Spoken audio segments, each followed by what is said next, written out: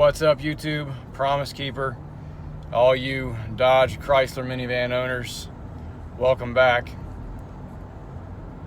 Monroe Struts, they have proven to be absolutely worthless. And for a product that wants to be sold at the major retailers for $400 a pair, no way. This last set failed me in fall of 2018, and it is now July of 2019. And through selling our house, moving into the new one, and having to get out of the winter season to be able to do any work, and struggling to find another option that wasn't Monroe, here we are. So, Moog does in fact make a quick strut assembly that compares to the Monroe. At this point, it doesn't seem like it compares so much, as I've been driving for 2 days, going on 80 miles, mostly in-town driving, so a lot of starts and stops and bumps in the road. And the noise that you heard at the beginning of the video of me pulling in my driveway was in fact another bad Monroe strut. The driver's side strut failed time after time. Whatever they've got going on in their factory, they are doing it wrong. So stay tuned. We'll go through the process of installing the strut itself. A little bit of a comparison with the Monroe I pulled out. But right now I'm pulling back into that same driveway so you can hear for yourself that that knock, that clunk is in fact gone.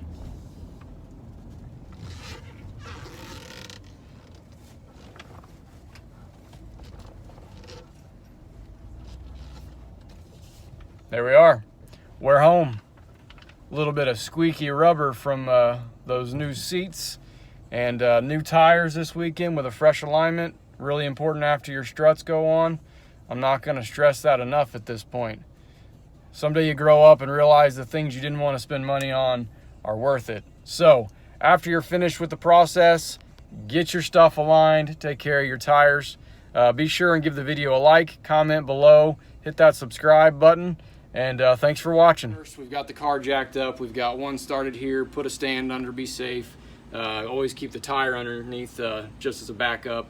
You've got 19 millimeter lug nuts. Break those off, take the wheel. We've got a 21 for the bolt here. 18 millimeter to take off your sway bar links. We're gonna break those loose just a little bit and then move up. All right, you can see I've got the shroud off from the front windshield. What you'll need is a 15 millimeter socket to get the nut off from your wiper arms, and these things are a bear, so be patient, be careful, but it's going to take some effort.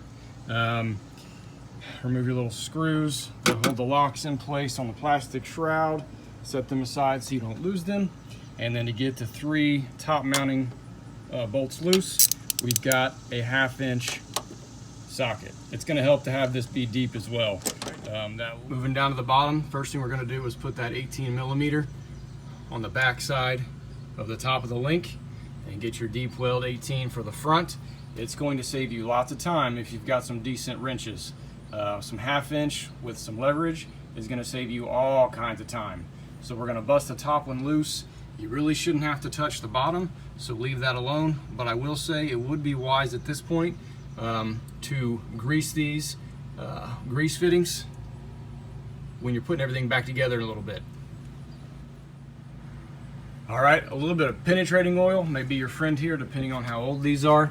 It did take a little more effort than I expected with these being newer. With the bolt off before you do anything, notice we've got our second jack here. We're going to use that jack to level out the link. That way it slides right out. We don't want to pound on that and screw up our threads. Then we're going to have to spend money and buy some new links. All right, the link's out of the way.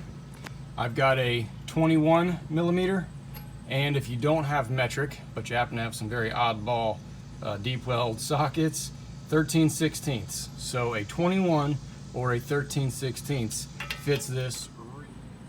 A breaker bar, maybe a torch, and some penetrating oil again is going to be your friend when it comes to breaking these off the first time. I've removed these many times. It's gotten almost too easy. So basically what you've got is this wrench is resting against your caliper so it doesn't move. This is the side we're going to crank and turn.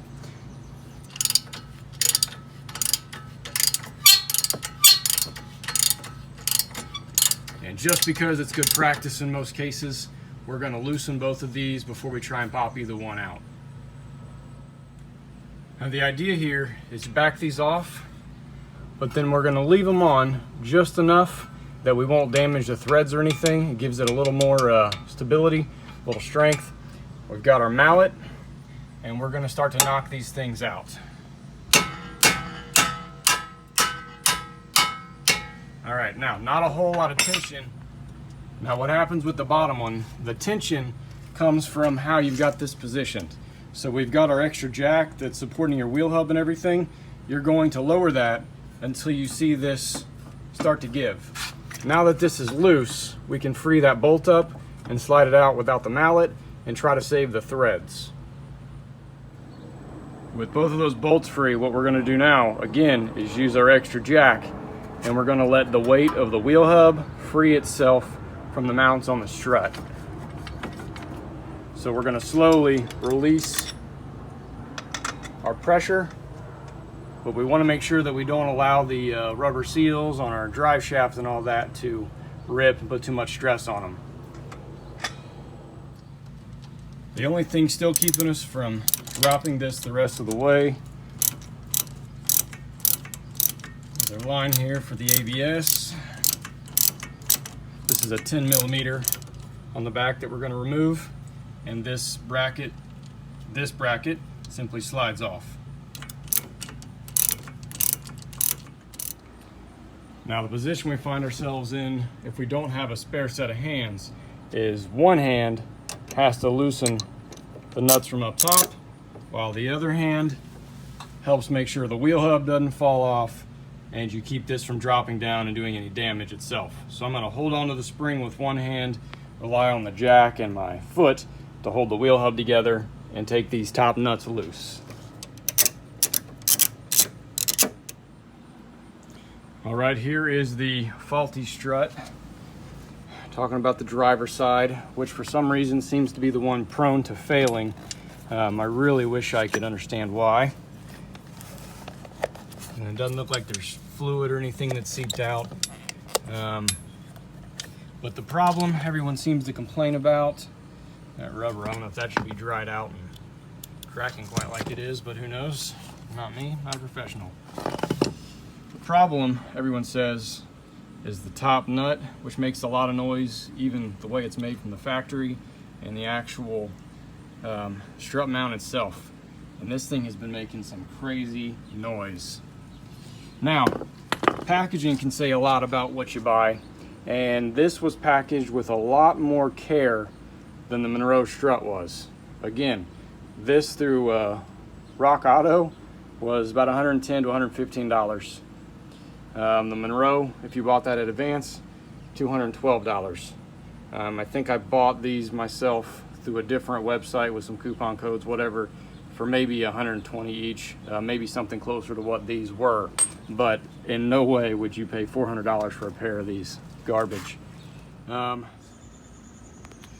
much difference to speak of between the two, aside from some obvious dirt and the nice polished finish of the Moog.